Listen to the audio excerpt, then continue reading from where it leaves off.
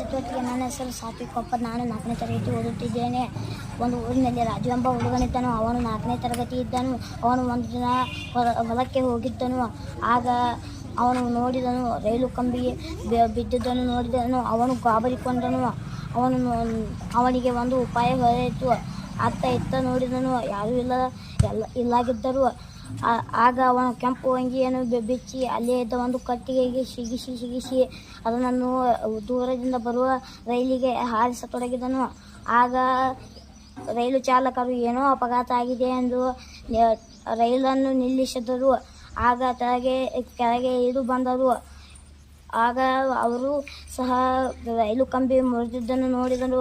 ನೀನು ರೈಲನ್ನು ಮಾತ್ರ ಉಳಿಸಿಲ್ಲ, ನೀನು ಬಹಳಷ್ಟು ಜನರ ಪ್ರಾಣವನ್ನು ಉಳಿಸಿದ್ದೀಯ ಎಂದು ಭಾರತದ ಸರ್ಕಾರವು ಅವನಿಗೆ ಸೂಕ್ತ ಮತ್ತು ಸಾಹಸ ಬಹುಮಾನವನ್ನು ಕೊಟ್ಟಿತು.